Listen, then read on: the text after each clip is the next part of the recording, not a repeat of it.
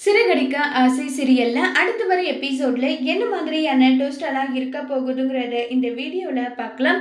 முத்து வந்து மீனா சொன்னதை நினைச்சு குடிச்சிட்டு இருக்காங்க. அப்ப செல்வம் வந்து டே முத்து என்னடா பண்ணிட்டு இருக்க, என்ன பண்ணிட்டு இருக்கன்னு சொல்லிட்டு கோவப்பட்டு பேசுறாங்க. இதை கேட்ட உடனே வந்து இப்ப நம்ம முத்து வந்து மீனா இப்படி பண்ணுவான்னு நினைச்சு கூட பார்க்கல. நான் கிருஷ் மேல எந்த அளவுக்கு அன்பு பாசம் வச்சிருக்கேன் தெரியுமா, அவனை தத்தெடுத்து ஒரு அப்பா ஸ்தானத்துல அவனை வளர்க்கணும்னு நான் நினைச்சிட்டு இருந்தேன். ஆனா மீனா முடியாதுன்னு சொல்லிட்டா, அதனாலதான் நான் குடிச்சிட்டு இருக்கேன்னு சொல்லிட்டு தான் இருக்காங்க. மீனா சிஸ்டர் கண்டிப்பா கிருஷ் மேல அவ்வளவு அன்பா பாசமா இருப்பாங்களே, அவங்க எல்லாம் அப்படி சொல்ல வாய்ப்பே கிடையாது. நீ வேற ஏதாவது தப்பா புரிஞ்சிட்டு இருக்கன்னு நல்லா சொல்லி கேட்டதோ, இல்ல இல்ல நான் தெளிவா தான் சொன்னேன். மீனாவுக்கு கிருஷ தத்தெடுக்கிறத பத்தி பேசி அவளுக்கு சர்ப்ரைஸ் பண்ணலான்னு பார்த்தா கடைசியில அவ தான் எனக்கு சர்ப்ரைஸ் பண்ணிட்டான்னு சொல்லி ரொம்பவே வருத்தப்பட்டு முத்து வந்து பேசிட்டு இருக்காங்க. சிஸ்டர் ஏதாவது காரணம் இல்லாமல்லாம் அவங்க சொல்ல மாட்டாங்க. கண்டிப்பா ஏதாவது ஒரு காரணம் இருக்குடா முத்து, அதுக்காக நீ திரும்பவும் இந்த மாதிரி குடிக்கிறது ரொம்ப தப்புன்னு சொல்லிட்டு எல்லாம் பேசிட்டு இருக்காங்க. ஏண்டா நான் சொன்னா கேட்க மாட்டான், அவ சொல்றத மட்டும் நான் ஏன் கேட்கணும், அவ குடிக்க கூடாதுன்னு சொன்னா நான் குடிப்பேன் நல்லா சொல்லி பேசிட்டு இருக்காங்க. இதை கேட்ட உடனே இங்க பாருடா, தயவு செஞ்சு இப்படி இருக்காத. சரி அந்த பையன் மேல உனக்கு அப்படி என்ன பாசம் விடுன்றாங்க, அவனை பார்க்கும்போது என்ன பாக்குற மாதிரி இருக்கு, எனக்காவது என்னுடைய அப்பா பாசமும் பாட்டி பாசமும் கிடைச்சது. ஆனா அவனுக்கு அது கூட கிடையாது, அம்மாவும் கிடையாது அப்பாவும் கிடையாது. அவன் அன்பா பாசமா பாத்துக்கணுன்ற என்ன எனக்கு இருக்குன்னு சொல்லிட்டு முத்து ஃபீல் பண்ணி சொன்னதும் இதை கேட்டதுமே ரொம்பவே வருத்தத்துல இருக்காங்க. அடுத்ததான் வந்து நம்ம மனோஜோட ட்ராக்கை காட்டுறாங்க. மனோஜ் வந்து ப்ராஃபிட்டை பத்தி எல்லாம் பேசிட்டு இருக்காங்க ரோகிணி கிட்ட. அப்ப வந்து ஜீவா வராங்க. ஜீவா வந்து சார் நீங்க சொன்ன மாதிரி நான் என்னுடைய பிரதர் கிட்ட பேசிட்டேன், அவங்க ஓகே சொல்லியிருக்காங்க, அவங்க வந்து மும்பைக்கு கூட்டிட்டு வர சொல்லியிருக்காங்கன்னு சொல்லிட்டு பேசிட்டு இருக்காங்க. மனோஜ் ஜீவா யாரை பத்தி பேசிட்டு இருக்காங்கன்னு சொல்லிட்டு ரோகிணி கேக்குறாங்க. ஜீவா வந்து உடனே சொல்றாங்க, மனோஜ் சாரை யாரோ ஒரு குழந்தை ரொம்பவே டார்ச்சர் பண்ணுதாமே, அதனால அந்த குழந்தைய வந்து அடாப்ட் பண்ணிக்கிறதுக்காக என் பிரதர் வந்து கேட்டாரு, அதை பத்தி தான் பேசிட்டு இருக்கோம்னு சொல்றாங்க. இதை கேட்டதும் ரோகிணிக்கு பயங்கர கோபம் வருது. மனோஜ் யாரை கேட்டு வந்து நீ கிருஷை வந்து தத்து கொடுக்கறதா முடிவு பண்ண, என்ன நினைச்சிட்டு இருக்கேன்னு சொல்லிட்டு கேக்குறாங்க.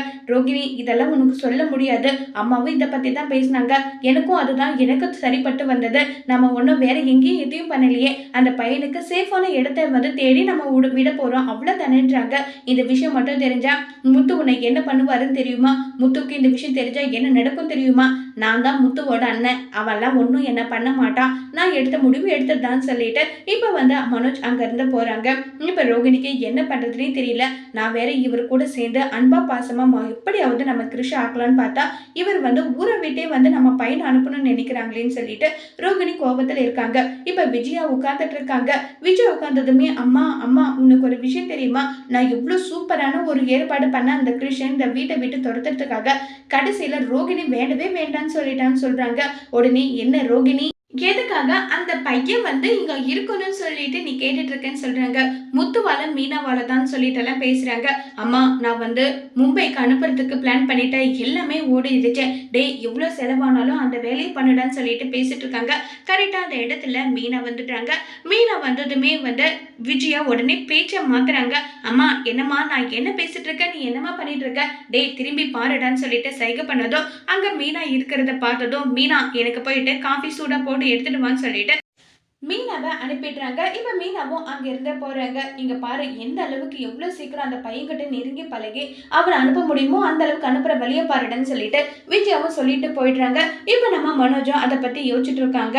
இப்ப நம்ம ரோகிணி வராங்க. ரோகிணி வந்து பயங்கரமா கோபத்துல வந்து மனோஜ் இங்க வான்னு சொல்லி கூப்பிடுறாங்க.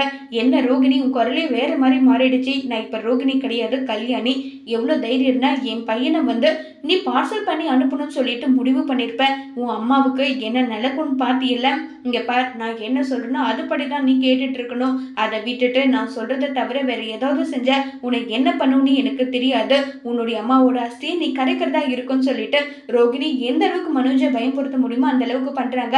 நாங்க பிளான் போட்டதெல்லாம் எப்படி உனக்கு தெரியும், இங்க பார் நான் எங்கனாலும் எப்படினாலும் இருப்பேன், நீ என்ன பிளான் போட்டாலும் அது எல்லாமே எனக்கு தெரிஞ்சிடும், இனி என் பையனை வந்து இவங்களுக்கு தத்து கொடுக்குறேன் அவங்களுக்கு தத்து கொடுக்குறேன்னு சொல்லி பேசினேன், உன்னை என்ன பண்ணுவேன்னு எனக்கே தெரியாதுன்னு சொல்லிட்டு ரோகிணி மிரட்டுறாங்க.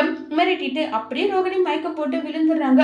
மனோஜ் வந்து ரோகிணி ரோகிணின்னு சொல்லிட்டு எந்திரிக்க வைக்கிறாங்க. மனோஜ் என்ன நடந்தது, என்ன நான் படுத்துட்டு இருக்கேன், நான் வந்து மயக்கம் போட்டுட்டேன், எனக்கு என்ன ஆகுது மனோஜ்ன்றாங்க. அதெல்லாம் ஒண்ணும் இல்லை, இனி அந்த கிறிஷ் கிட்ட நான் நல்லபடியா நடந்துக்கிறேன்னு சொல்லிட்டு ரோகிணி கிட்ட பேசிட்டு போனதும், மனோஜ் நம்மலாம் இப்படி சொன்னா வேலைக்காகாது, இந்த மாதிரி பிளான் போட்டாதான் மனோஜ் அதுக்கேத்த மாதிரி நடந்துக்கிறாருன்றத வந்து முடிவு பண்ணிடுறாங்க நம்ம ரோகிணி வந்து. அடுத்ததான் நம்ம ஸ்ருதிக்கு வந்து ரவி வீடியோ கால் பண்ணி அவங்க வந்து வின் பண்ண கப்பெல்லாம் காட்டிட்டு இருக்காங்க.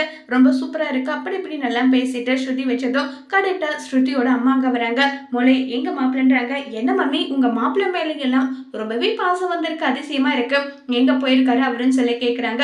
அவங்க கோவா போயிருக்காங்க, அங்க என்ன மாதிரியான போட்டோஸ் எல்லாம் எடுத்திருக்காங்க, போட்டோ ஷூட் பண்ணிருக்காங்க உனக்கு தெரியுமா, கூட யாரெல்லாம் போயிருக்காங்க தெரியுமான்னு சொல்லிட்டு கேக்குறாங்க.